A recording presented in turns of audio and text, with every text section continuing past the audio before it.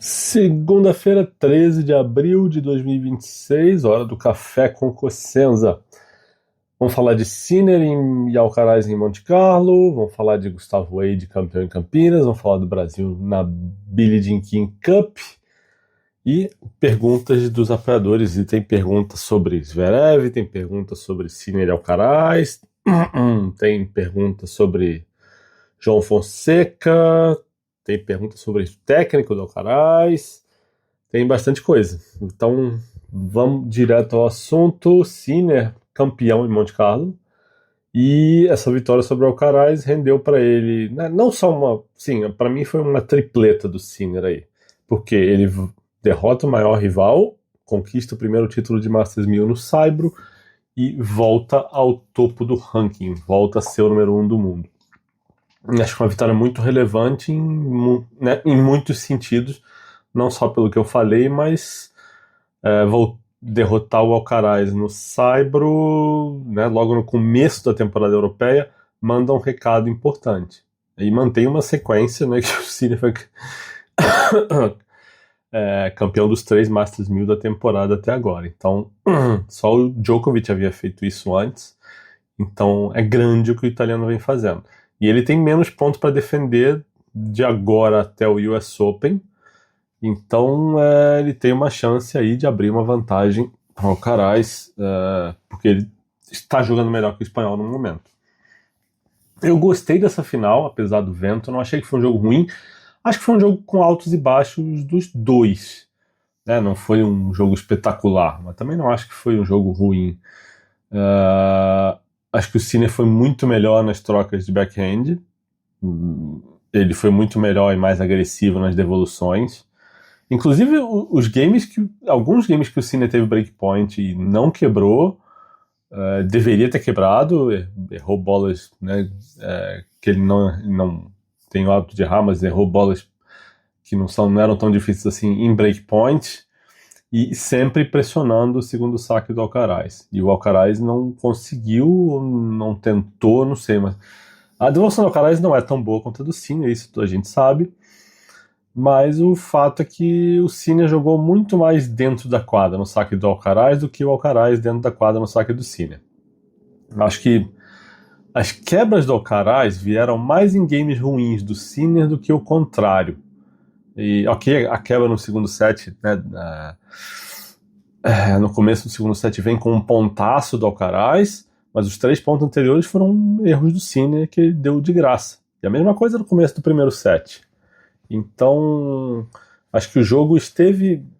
É meio cruel dizer que esteve mais na raquete do Sinner, mas eu acho que o Sinner foi o responsável pelos pontos mais importantes. Assim. Ele ganhou, quando ele ganhou, e quando ele perdeu, ele perdeu. Ainda que o primeiro set tenha terminado numa dupla falta do Alcaraz, mas com o Sinner ameaçando pressionar na devolução, como ele vinha fazendo. E o Sinner podia ter fechado esse tie-break antes, porque ele teve uma direita fácil no 6-4 ali, perto da rede, podia ter matado o ponto, enfim. Uma dessas bolas que o Sinner teve fáceis e errou em alguns, mais do que um par de momentos na partida. Acho que o jogo poderia ter sido mais fácil para o Sinner. Acho que o jogo teve muito mais para ele, até quando ele teve uma quebra atrás no segundo set, do que para o Alcaraz. Em Campinas, uma rara ocasião em que um brasileiro aproveita uma chance e ganha um Challenger em casa. Gustavo Wade levantou o troféu nesse domingo, derrotando o Gonçalo Bueno, que era o cabeça 1 por 6-2, 7-5. Foi um jogo interessante, não foi um jogo brilhante. O Bueno oscilou muito. Aliás, todos os jogos que eu vi dos brasileiros, dele, do Wade e do Boscardin nas quartas de final, foram bem parecidos, com adversários jogando mal em games decisivos. Como eu falei, eu não vi a semi porque eu não estava em Campinas no sábado, mas vi a final e achei que não foi muito distante disso, não. Acho que o Wade fez uma partida muito boa, mas também não foi espetacular para o nível Wade, não. Ele não precisou jogar perto do melhor tênis dele para vencer, e eu acho que isso tem um mérito considerável, interessante, né?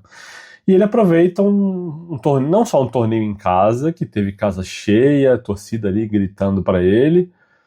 E, aliás, o dia foi muito bonito, assim, o domingo foi muito legal. O clima ajudou, teve muita gente dentro de quadra, muita gente na hípica. Eu tenho anotado aqui os números, deixa só eu achar isso aqui. Não lembro onde eu botei, mas tinha 1.700 pessoas aproximadamente para ver esse jogo. O que é mais do que, acho que a maioria dos dias do Challenger de São Paulo, né, de algumas semanas atrás. E dessas 1.700, quase 1.000 não sócios da hípica, é importante dizer. A parte reservada para sócios da hípica que tem 500 assentos. E ali ficam esses 500 assentos ocupados e mais uma galerinha de pé atrás, né? A parte reservada para sócios. A parte para não sócios, no domingo, teve 987 pessoas que entraram no clube.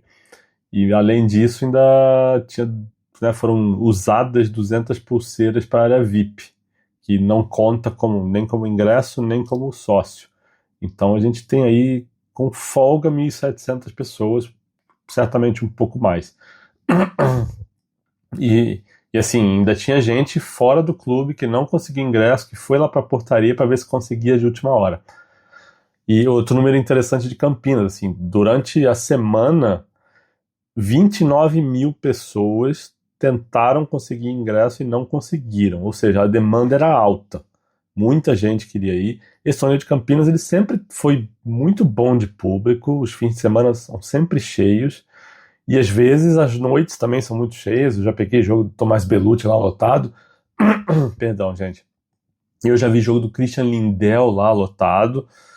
Então, assim, não é por acaso que é o torneio, o Challenger no Brasil, realizado há mais tempo, né, o mais longevo, sem interrupção. Então é um torneio realmente muito legal. E o Wade aproveitou um torneio que tinha um ambiente legal, uma torcida grande para brasileiros e tinha uma chave que não era forte, né? Uma chave fraca para um Challenger 70 Porque, assim, alguns elementos aí que é preciso levar em consideração. A Argentina hoje está com 10 top 10. E ter 10 top 10 significa que são... eu falei Challenger 70, Challenger 75, tá, gente? Relevem, por favor. Tô gravando isso às 2h50 da manhã. Mas o fato da Argentina ter muita gente no top 100 significa que é uma turma forte que deixou de jogar Challenger. Então, se você pega uns anos atrás, ou ano passado, o Juan Manuel Cerúndolo estava jogando, o Burruchaga estava jogando. O Burruchaga jogou em São Paulo, né, 3 semanas atrás, ou 2 semanas atrás. Então, o Thiago Monteiro, que estava em São Paulo, poderia estar em Campinas, mas era uma turma que poderia fazer qualquer challenge da América do Sul mais forte, mas não tem. E ainda houve casos de desistência por lesão. Foi o caso do Putinelli, caso do Thiago Monteiro, caso do Thiago Wilde. E ainda teve um nome bem forte no torneio, que era o Dias Acosta, um ex-top 50, que se lesionou durante o torneio. Então acho que tanto o Wade quanto o Boscardin tiveram semanas ótimas, aproveitaram, e um foi campeão e o outro perdeu a semi para o campeão, que foi o Boscardin, perdeu a semi para o Wade. Né? Agora, sobre chances aproveitadas. O Wade ele sai de 262 para 210 do mundo, e garantido agora no quali de Roland Garros. E o Boscardin também deu um salto considerável, está indo para 229, que vai ser, se eu não me engano, o melhor ranking da carreira dele. Vou até conferir aqui, mas acho que é o melhor ranking da carreira dele, porque vai ser, não está cravado 100%, mas muito provável, vai ser o primeiro quali de Grand Slam da carreira profissional dele, né? O Boscardin tem 23 anos, e ele é um daqueles caras que hoje ele tem a tal da regularidade que eu falo que os brasileiros não vêm tendo em Challengers, né? De fazer 2, 3 semanas boas. O Boscardin, Ele vem de, né, ele fez quartas em Rosário em fevereiro, quartas em Brasília em março, na primeira semana de março, na segunda semana de março, semi em Santiago, terceira semana de março, quartas em Assunção, aí perdeu a primeira rodada em São Leopoldo e agora fez uma semi em Campinas. A gente não está falando de consistência ganhando troféus ou jogando finais, mas está tendo resultados regulares que pro ranking dele são bons. Aí ele está indo para 229 do mundo. Vai, né, com esse ranking ele certamente entra no quadro de Roland Garros, o que é importante. Nessa faixa de ranking é muito isso, né? Você tem chance e você tem que aproveitar. E acho que os dois aproveitaram bem. Para terminar a Billie Jean King Cup, o Brasil termina classificado para os playoffs de novembro. Acho que, resumindo, o Brasil foi o melhor dos desfalcados. Porque o México jogou desfalcado da Sarasua, a Colômbia jogou sem a Osório, a Argentina jogou sem 2 ou 3 tenistas relevantes. Deixa eu ver até quem foram as argentinas que não jogaram. A Sierra, a Hortência e a Carlet. E o Brasil, óbvio, né? Jogou sem Bia, sem Laura, sem Carol, sem Luísa. Então, assim, você ter 4 desfalques e ainda ganhar o zonal é legal, é importante. E foi um resultado bom. Mas, assim, além do resultado, é interessante que a Naná saiu com 4 vitórias. Ainda que a Naná tenha jogado 3 dias como número 2, pegou adversárias mais fracas, jogou um dia como número 1, mas contra o Peru, que era um adversário realmente ou mais fraco que o Brasil enfrentou. A Gabriela Cea ganhou jogos importantes, inclusive o último contra o México, que foi o que decidiu a vitória brasileira, que decidiu a vaga nos playoffs. A Vitória Barros jogou dupla contra a Argentina junto com a Naná, venceu, e também pôde estrear nas simples nesse confronto que era mais fraco contra o Peru. E foi lá e ganhou. Ótimo, né? Então, Brasil e Argentina passaram, vão jogar esses playoffs de novembro. E esses playoffs de novembro, bom, deixa eu ver aqui a lista de quem vai estar lá.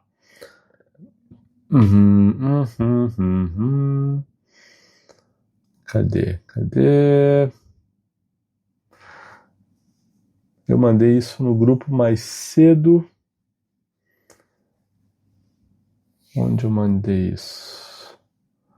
Aqui, esses playoffs têm os perdedores dos qualifiers desse fim de semana, que tem Japão, Estados Unidos, Austrália, Canadá, Eslovênia, Suíça, Polônia, França, Hungria, Suécia, Tailândia e Indonésia, que passaram, né, nos zonais, e mais Brasil e Argentina. Então, assim, tem times fortes aí, né? Estados Unidos, Austrália, Canadá, Suíça, Polônia, são times que, se jogarem com jogadores principais, são difíceis de vencer. A mesma coisa dá para dizer da França. Então, dependendo do sorteio, o Brasil pode ter problemas, né? Mas é o que precisa para, né? Esses playoffs vão ser na semana de 16 de novembro e decidem quem vai jogar os qualifiers no começo do ano que vem. Os qualifiers são a primeira fase da primeira divisão, ou seja, o Brasil está tentando subir de divisão, e esse sorteio que vai definir isso acontece dia 23 de abril, quinta-feira da semana que vem. Agora, para terminar sobre Billie Jean King Cup, né? O nível do jogo já não foi espetacular. Pelo nível das tenistas, pelo nervosismo, jogando pelo país e tudo. Agora, a transmissão foi um lixo. Imagino que a ESPN nem seja responsável por isso, mas ela comprou, ela botou isso no ar. Então ela também deveria se envergonhar de ter colocado isso no ar, deveria pedir desculpas a cada 5 minutos de transmissão. Porque imagem tremendo, imagem congelando, replay fora de hora, replay fora de ordem, placar errado na tela. Teve um momento de um dos jogos que a árbitra estava cantando 40-0 e o placar estava 15 iguais na tela. Assim, patético. Sinal caindo, e assim, ligava eu abria na Disney Plus e não tinha, né, noção nenhuma do que ia acontecer. Muito ruim. Agora, não é só a transmissão, né? Relatos que eu ouvi de lá, de quadras ruins, de sala de jogadores ruim, Assim, uma estrutura toda muito ruim. E outra, né? Uma várzea, uma senhora várzea, a ITF errar as contas do grupo que teve empate triplo com México, Equador e Colômbia, e o Brasil vai dormir na sexta-feira achando que ia enfrentar o Equador e acorda no sábado descobrindo que ia enfrentar o México. Isso é o cúmulo do ridículo numa competição desse nível. É inaceitável. Inaceitável. É realmente difícil, não tem, é indefensável. Indefensável. Mas vamos lá. Perguntas dos apoiadores. Vou começar pela da Luísa Felipe, que diz assim: pelo que você observa e pelo que os atletas costumam falar, qual é a mudança de piso mais difícil da temporada? Dura para o Saibro para grama ou grama de volta para dura? Olha, depende de calendário. Costumava ser sair do Saibro para grama porque Roland Garros acabava no domingo e segunda começava Queens. Então era uma questão de tempo e físico. O Nadal, quando ganhou o Wimbledon em 2008, ele ganha Roland Garros, ele joga em Queens na segunda-feira. Ele termina campeão de Queens no domingo, dia 15 de junho, e é campeão de Wimbledon 3 semanas depois. Era difícil. Agora é mais suave. Eu não vejo jogadores. Eu não me lembro de alguém falando: nossa, essa é a pior transição. Não me lembro. Outra pergunta da Luísa Felipe é a seguinte: é uma curiosidade que eu sempre tive, não sei se você vai saber a resposta, mas a WTP e WTA oferece algum tipo de suporte para os jogadores com relação a visto para entrada nos países? Um calendário em tantos países diferentes, às vezes atleta entrando de última hora no torneio, eu fico imaginando como é que fica essa parte burocrática. Sim, as entidades dão documentos, né, comprovando a profissão que o atleta faz e que tem torneio na cidade tal. Basicamente é isso. Tá? E basicamente costuma ser o suficiente. Agora, isso de entrar de última hora, isso o atleta só entra se ele sabe que pode entrar no país. Não tem muito isso de vou lá de última hora e ver se eu consigo entrar. Ninguém pede visto de última hora assim. E de modo geral, todo atleta, quando para no fim do ano, ou quando tem alguma pausa, tem que se programar para ver esses vistos, os países que exigem visto, né, dependendo do passaporte da pessoa, e renovar e fazer pedidos com antecedência. Então, se você está ali, sei lá, no começo do ano, seu calendário tem Xangai, ou sei lá, não sei se o Brasil precisa de visto para a China hoje em dia, mas vamos supor que se você vai jogar na Austrália, você tem que saber que você vai para a Austrália, então você tem que ver o visto antes. Então, vai para os Estados Unidos, a mesma coisa. Então, você tem que saber os vistos que são exigidos pelo seu tipo de passaporte, pelo seu passaporte do país que você tem, né? Tem gente que tem passaporte brasileiro, europeu, facilita, enfim. Mas o jogador tem que tratar disso com antecedência, não dá para resolver isso em cima da hora. A Helena pergunta, tem 2 perguntas da Helena aqui. Uma, eu não entendi direito o que ela quis dizer, mas a pergunta é a seguinte: hoje fiquei com a sensação de que o tipo de swing de forehand do Zverev vai ficar ultrapassado para o top do tênis atual rapidamente. Faz sentido esse raciocínio? O tempo que ele perde jogando tão atrás, com a falta de potência dele, fica muito difícil de conseguir o winner e deixa ele em uma posição muito defensiva. A velocidade de Sinner e Alcaraz não permite mais esse tempo. Similar ao Medvedev, que tem que jogar em um modo ninja de agressividade para ganhar do jogo do Alcaraz. Eu não sei se você está falando de mecânica ou simplesmente de estilo de jogo por causa da velocidade do forehand dele, Helena. Se é de mecânica, eu realmente não sei o que dizer. Eu não vejo nada de espetacularmente diferente do Zverev do que de outros tenistas, além do fato dele se sentir confortável jogando lá atrás. Mas eu não acho que a direita dele ande tão menos que os outros, sabe? Acho que é muito mais uma questão dele querendo ser agressivo, se forçar a jogar mais perto da linha do que mudar o tipo de mudar a direita ou jogar arriscando o tempo todo estando lá atrás. Mas não sei exatamente se era essa a resposta que você queria. E a outra pergunta que a Helena mandou é o seguinte: o Alcaraz sempre teve técnicos que ditam muito seu ritmo em quadra e vemos o Guilherme e o João com menos instruções, poucas palavras, tal como a equipe do Sinner. Como você vê os diferentes estilos na formação do atleta e no desempenho em quadra? Você acha que muita intromissão da equipe técnica pode em uma fase pior, gerar um comportamento mais Zverev, Tsitsipas, que querem culpar e reclamar com o banco o tempo todo? Tem várias abordagens para essa sua pergunta, Helena. Na formação do atleta é uma coisa, porque você pode criar um atleta dependente de técnico, que pode ser muito interessante se você cresce, né, se o técnico entra no circuito junto com o jogador e eles fazem uma parceria duradoura, como é o caso do Musetti e como é o caso do João por enquanto. Mas isso pode ser um problema na frente quando houver uma necessidade de rompimento e o atleta vai se ver forçado a buscar um técnico que tenha um perfil parecido com o técnico anterior, que fale muito, se for o caso, sabe? O cara é formado com um técnico que fala muito, que canta o jogo o tempo inteiro. Se tem um rompimento em algum momento, você tem que buscar um técnico que seja parecido, que fale bastante, que fale igual, porque você ficou dependente daquilo, que você foi formado desde, sei lá, de juvenil a jogar desse jeito. Tem um perigo. Porque eu acho que é mais fácil você treinar o garoto para se virar. E aí ele chega no profissional e pega um técnico ou dois, ou sei lá, ou o mesmo técnico que formou e começa a falar um pouquinho mais. Mas esse garoto não é dependente daquilo, né?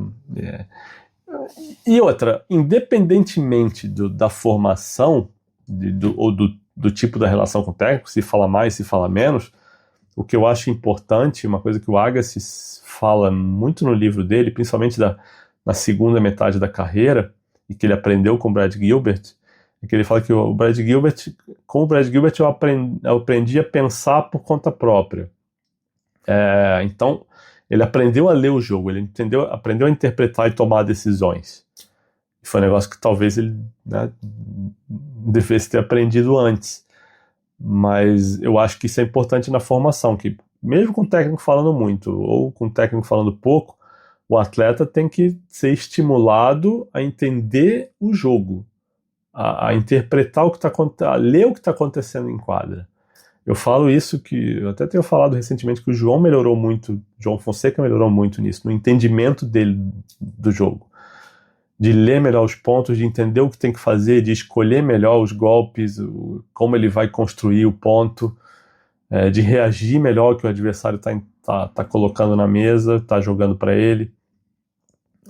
O atleta, né, o grande tenista, eu acho que tem que aprender a fazer isso desde cedo. Mais tarde fica complicado. Agora, se muita intromissão da equipe pode gerar um comportamento mais Zverev e Tsitsipas, eu acho que não. Aí eu acho que é mais da personalidade do atleta, sabe? E aí eu acho que não é nem questão de intromissão da equipe, mas aí vai muito mais do entorno do atleta, se é aquele entorno mais puxa-saco, mais protetor no sentido de ninguém vai dizer que você está fazendo errado, ou se é um entorno mais Nadal, do tipo, tio Tony fala, olha, a responsabilidade por isso aqui é sua, você tem que ser assim por isso, isso e isso. E por isso que você não vê o Nadal terceirizando culpa, mas você vê o Zverev arrumando muito desculpa, né? Eu não acho que ele nem culpe tanto a equipe, eu acho que a questão do Zverev é mais de arrumar desculpas, antes e depois das derrotas. O Tsitsipas não, o Tsitsipas é bem esse perfil que você cita, que fica, né, procurando culpados. E aí quando o Djokovic faz isso também, né? Só que o Djokovic é vencedor, então é outro tipo de olhar para ele. Mas ele faz isso, né? Ele enche o saco da equipe. E se ele tá perdendo, ele desconta na galera. E o Tsitsipas é o exemplo de como uma carreira pode afundar quando a coisa começa a desandar e você não tem o preparo mental, e não estou falando nem questão de ter cabeça fraca ou cabeça forte, mas de você ter sido preparado para assumir certas responsabilidades. E assumir e ter um pouco mais de autocrítica. Eu acho que a questão do Tsitsipas vai mais por aí. Seguindo, pergunta do Pedro Melo. A realidade da mudança de técnico chegou para o Alcaraz ou não tem nada a ver com a queda dele depois do Australian Open? Pedro, eu acho que aí a gente entra naquela coisa que o Rod estava falando no podcast dele outro dia. Pô, o Sinner não jogou 3 torneios, não ganhou nenhum, as pessoas já estão falando que ele está em má fase. E o Alcaraz, eu não sei nem se o Sinner foram 2 ou 3 torneios, mas o Alcaraz está nessa, né? Porque ele joga o Australian Open e ele é campeão em Doha na semana, né, seguinte que ele joga. E depois, sim, ele joga... Cara, ele perde em Indian Wells do Medvedev, que jogou horrores, perdeu do Korda em Miami, ok, e agora perdeu do Sinner em Monte Carlo, mas perdeu do Sinner. Não acho que tem a ver com o técnico, não. Honestamente, não. Acho que ele jogou o melhor tênis dele? Não, mas dizer que é por causa disso, eu acho que é precoce. Né? Seria mais fácil dizer isso no primeiro torneio, na Austrália, mas aí ele foi lá e ganhou. E aí, tipo, derrubou muita gente, tô falando de você não, Pedro, mas derrubou muita gente que tava louca tá vendo? Mano, demitiu o técnico, tá aí perdendo agora. E foi, só que ele ganhou. E aí todo mundo teve que ficar quieto. Perguntas do Pedro, que é o outro Pedro. Você esperava que as condições lentas favorecessem o Alcaraz por ele ter mais variações? Eu não esperava nada, Pedro, sendo bem sincero. Eu acho que o Sinner e Alcaraz estão num nível tão equilibrado que eu não acho que tem condições específicas que favoreçam um ou outro, estando os dois jogando seu melhor tênis, sabe? Eu acho que o Sinner estava numa fase melhor. E acabou que, né, no fim do jogo, o Sinner falou que, como o dia não estava tão quente, não sei, agora eu não lembro se foi o Sinner ou se foi o Alcaraz que falou, talvez o Sinner, que como o dia não estava tão quente, as bolas não estavam quicando tão alto, e isso estava bom para o Sinner. Então, tem isso. Outra pergunta do Pedro é o seguinte: o Sinner jogou bem ofensivo, retornava o saque do Alcaraz de dentro da quadra. Você acha que isso dificultou as variações do Alcaraz? Apesar das condições de vento, também aumentou o número de erros não forçados dos dois? Um porque pressionava mais e o outro porque era pressionado? Eu acho que o que dificulta as variações do Alcaraz é a agressividade do Sinner, não necessariamente a devolução de saque. A devolução de saque faz parte do pacote agressivo do Sinner. E quando ele começa o ponto mais no ataque, o Alcaraz realmente tem menos coisa para fazer, porque qual é a variação do Alcaraz, ou quais seriam as variações do Alcaraz? A curtinha, que ele evidentemente não vai fazer contra o Sinner estando 3 metros atrás da linha de base, faz quando está perto e fez com sucesso relativo nessa final. A outra seria o slice, mas assim, o que você vai fazer com o slice estando 3 metros atrás da linha também? São variações que no saibro não faz tanta diferença assim não. Né? Agora, falando em variações, eu achei que o Sinner se defendeu muito bem nessa partida. E principalmente se defendeu, às vezes, jogando bola pro alto, assim, spinzão alto, sabe? Para ganhar tempo. Achei bem interessante. Embora o Sinner também não tenha sido... acho que tinha uma expectativa de, vamos ver o que o Sinner vai variar agora, porque ele falou que o jogo dele precisava ser menos previsível contra o Alcaraz e tal. Mas não é que o Sinner ia começar a dar 500 curtinhas pro jogo, né? Deu algumas até, mas não vi um jogo tão variado do Sinner contra o Alcaraz também, porque também não é fácil. Mas acho que ele jogou bem o bastante do jeito que jogou. Não sei se as condições de vento aumentaram os erros não forçados dos dois, não, viu? Aliás, eu vi, assim, o Alcaraz disse que o vento atrapalhou porque estava difícil de prever para onde estava indo. Às vezes vinha de um lado, às vezes vinha do outro. Mas nenhum dos dois usou o vento como desculpa para dizer, errei mais, eu saquei pior, enfim, sabe? Acho que o saque seria o mais prejudicado, né, nas condições desse domingo. Né? E acho que nenhum dos dois sacou brilhantemente também. Mas também acho que o Sinner sacou melhor em pontos importantes. Apesar de ter uma porcentagem de primeiro saque mais baixa do que a do Alcaraz. E a outra, será que o Sinner encontrou o modo melhor de jogar contra o Alcaraz? Eu não sei se encontrou um modo melhor, mas assim, ele jogou melhor. Agora, eu não...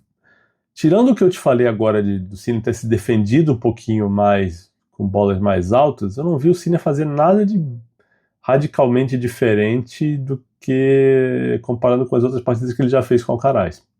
Não consegui enxergar. Pode ter acontecido? Pode, falando que eu não enxerguei. Eu vi o primeiro set desse jogo em Campinas e revi aqui em São Paulo depois que cheguei em casa, agora 1h da manhã, né? São 3h12 agora. Então, assim, o segundo set está relativamente fresco na minha cabeça, mas, cara, não achei. Não achei que tenha sido um modo diferente de jogar. Porque forçar a devolução, o Sinner sempre força. Ele devolve sendo agressivo. Botou muitas devoluções fundas, ele executou muito bem. Agora, não é muito diferente do que ele costuma fazer. E a última pergunta do Wanderson. Qual dos 3 dianteiros do ranking, Sinner, Alcaraz e Zverev, pareceu ter sido mais desafiado pelo João Fonseca nos últimos confrontos? Boa pergunta, Wanderson. Eu li essa pergunta ontem e estou pensando nela até agora e não tenho uma resposta assim, exata na minha cabeça. Porque parece muito óbvio dizer que foi Zverev, porque o Zverev perdeu um set, né? E o Alcaraz eu acho que não, porque o Alcaraz foi o que venceu com menos dificuldade. Embora também não tenha sido a partida brilhante do Alcaraz.